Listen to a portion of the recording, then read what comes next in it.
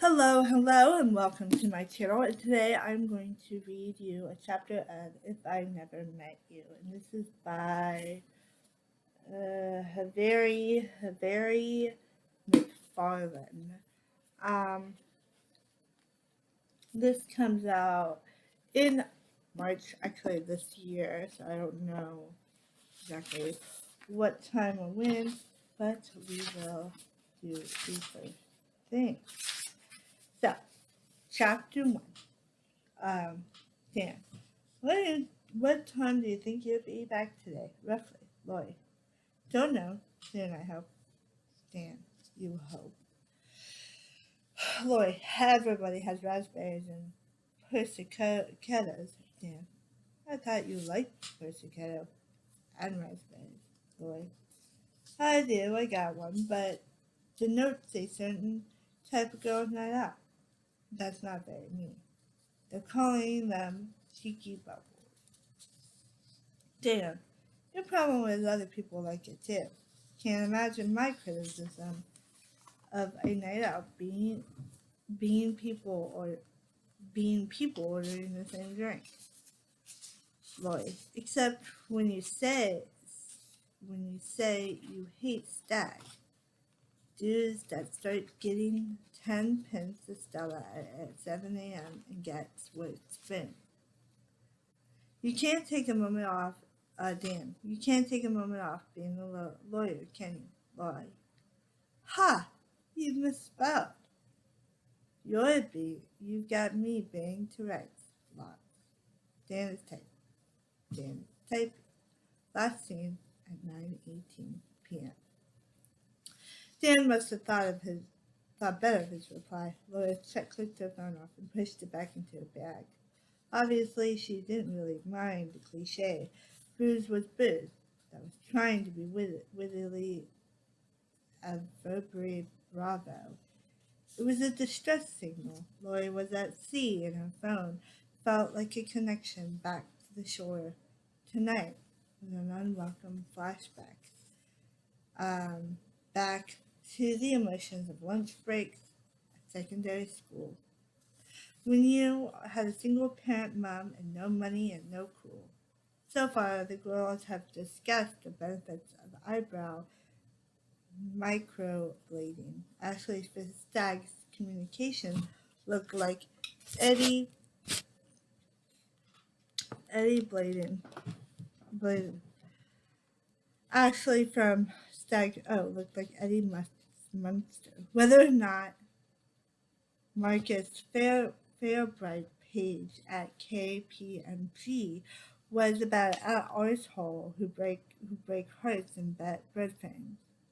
Lloyd thought on which she gleaned that was an emphatic yes, but also gathered that a verdict wasn't desired. And how many bumpies or burpees you can manage in HIT class at Virgin Active. No idea. There. None. They were also glamorous and feminine, so carefully groomed and produced for public display. Lloyd felt like a dishwasher featured pigeon in an enclosure full of chirping tropical birds. Emily really owed her that. Tonight was the product of something that had happened roughly once every 3 months. Her best friend and the owner of a PR company begged Lloyd to join their team out and made it less bloody boring, or we'll spend the whole time discussing the Indian account. Emily, as CEO hostess, was at the head of the table, putting everything on the company credit cards and handling around gnoccoletta, olives, and salted almonds. Laurie arrived late, which at the far end was at the far end. Who was that then? Said Suzanne in her own right. Suzanne had a beautiful shoulder-length sheet of custard-colored hair in the gaze of a customs officer. Lori turned and concealed her irritation with a ventriloquist dummy smile. Who? Who was that? On your phone. You looked well intent. Suzanne rolled her doe eyes upward and mimicked a sort of chimpanzee-like vacant trance state, her hands moving across an imaginary handset. She whooped with girlish alcohol-fueled laughter, the sort that would sound cruel. Louis said, "My boyfriend." The word boyfriend had started to sound a trifle silly. Lloyd supposed, but partner was so dry and stiff. She had a feeling her present company already thought she was those things. Aw, is it early days? Suzanne combed her fairy tale princess hair over her ears with her fingers and put her flute to her lips. Haha, hardly. We've been going out since we were 18. We met at university. Oh my God, Suzanne said. And you're how old? And Lloyd tensed her stomach. Said, 36. Oh my God, Suzanne squalled again, loudly enough that they had the attention of a few others.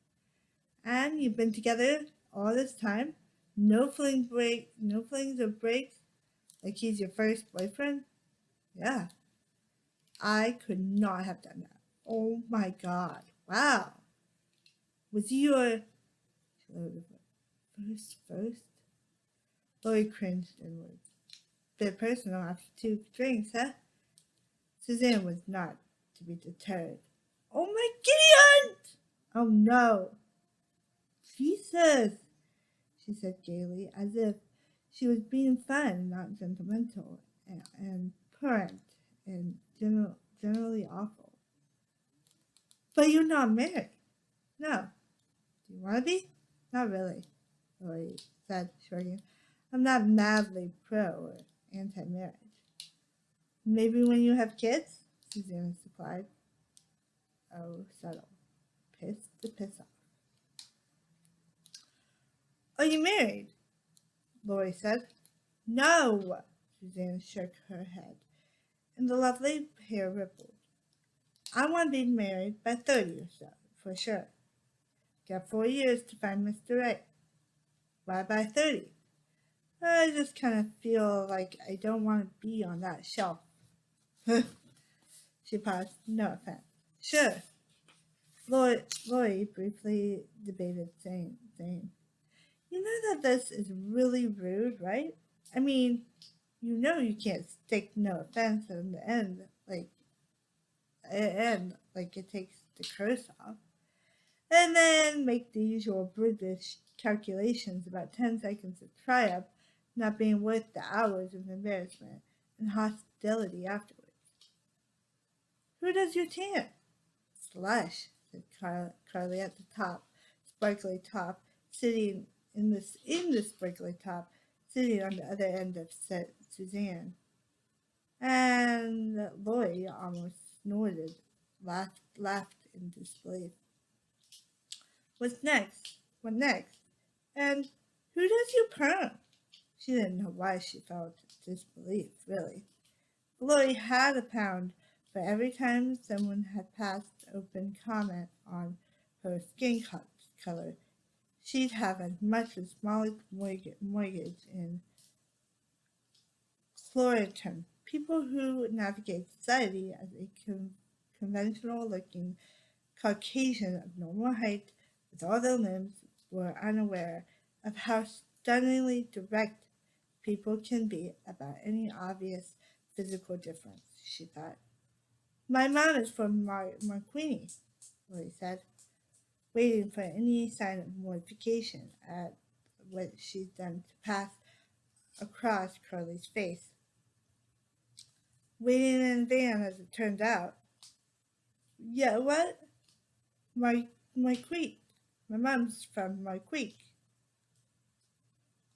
Martin Creek. I don't know how to pronounce that. Louis said shrilly, above the music, pointing at her face. Is it really that hard to identify a person of color by candlelight? Your mom's called Martine. Eek! Fuck it. Getting old fashioned, Lori said, standing up abruptly. Make of that name what you will. Then she saw them, a chance glimpse through the shifting throng. Lori involuntarily grinned at the ignoble thrill of unexpectedly seeing something she definitely wasn't supposed to see, huddled on a banquet 20 feet away. Her colleague, Jamie Carter, was out with a gorgeous young woman. So far, so predictable. But rather than an unknown lovely, Lloyd was 99% sure that the woman he was cozying up to was the boss's niece, Evie, who he specifically warned off going anywhere near the day before she arrived. Office gossip dynamite, possibly employment contract terminating dynamite, depending on how protective Mr. Salter was. The warning had been the source of much mirth at the office. Jamie really was a lock up your daughter's threat. Might as well fit Cardor with GoPro, from what I heard. She gofgled. The secret life of the neighborhood Tom. Lloyd was picking at a bag of crimson seedless grapes at the time. And the officer janitor, Jasmine, unintentionally outed herself as yet another with a crush of blushing the same shade as the fruit. Well, whatever had been said by his superiors, it obviously had a devastating impact. Jamie, from law school undergraduate and 24-year-old babe, out of her own out on her own after hours and sipping Hanover in a club within a week. Lori had to admire his balls, and no doubt she wouldn't be the only one. The risky choice of companion aside, the refugee was exactly where she expected to see a man like Jamie on a Friday night. Chick's good time was blaring, and the artwork directly above their heads. A factory chimney skyline picked out in black and white tiles declared the glamour of Manchester. He and Evie were suited to their subtitles. A glittering cathedral of a bar inside the 19th century hotel. It was only about 15-minute walk from their office on Deansgate. It wasn't as if Jamie was in deep cover. Why take such a risk? Perhaps he simply garbled. He wouldn't be here. He wouldn't be caught here by any of the old sticks or suburban snipes among their collegians. Yes, that would be it. As what little lawyer knew of Jamie suggested, he enjoyed playing the odds. It was unlikely he'd notice her for more than a reason. In her vantage point among a gaggle of women at the other end of the room. She could see Jamie was in his element, handsome face animated in storytelling, a palm theoretically clasped over forehead at one point to emphasize dismay or shame. Evie was visibly falling for him by another degree, with each passing moment, her eyes practically star-shaped like an emoji. And he didn't wear glasses usually. Ha! The vanity. Jamie was clearly an expert at this, completely practiced hunter in his natural habitat. Whether Evie knew that she was his this weekend's antelope was another matter. His hair was short and dark, with a curl to it, cheekbones like shoe mold. They'd come straight from the office. Him, still in the white shirt sleeves, and Evie. Hmm. Evie knew they'd be doing this, as she was in a navy pinstripe trouser suit, jacket discarded with a red silk camisole, swinging earrings and matching spiky ketchup-colored heels. No doubt, her 9 to 5 practical flats were crushed into that capricious bag. Was that a bikini? Oh, to have rich uncles. Lloyd felt a shiver of awe at how well Jamie and Eve fit among the din and the crush of all these bright young things. Their meeting rituals, taut stomachs, and brash confidence. Imagine being single, she thought. Imagine being expected to go home, take off your clothes with someone you've never met before. Horror. Doing it for a hobby, the way Jamie Carter did, felt alien to her. Thank God for Dan. Thank God for going home to someone who was home. As Lori waited in the four-person deep ramble at the bar, she pondered the Jamie Carson phenomenon. Jamie's arrival had caused a stir from his first week at her law firm in a way conspicuously good-looking men were wont to do, and in the way anyone was wont to do in offices where people spend a lot of time in zoo captivity, feeding on distraction. The death of the cigarette break in the modern age, Laurie noted, had been replaced by snouting around social media profiles for material for discussion. Laurie was constantly thankful her life was far too boring to make a sideshow. At first there was excusable whispers at the water dispenser in Salter and Rosa's son solicitors that someone as fine as Jamie was single, wondering if he was an eligible bachelorette, as if they were in an Austen novel, and as Diana said, he was without any baggage, which Laurie always thought was a harsh way to refer to ex-spouses and children. Then in time, the excitable whispers were about the fact he wasn't apparently interested in dating anyone in particular, but that he disappeared off into the night with X or Y. X tended to be, like Evie, a beautiful intern or a friend of an employee. Lori thought this was only a surprise turn of events. She never met a man with a lot of options and nothing at stake before. How old was he? 30? And hungry for not just a plethora of dates, but also professional advancement.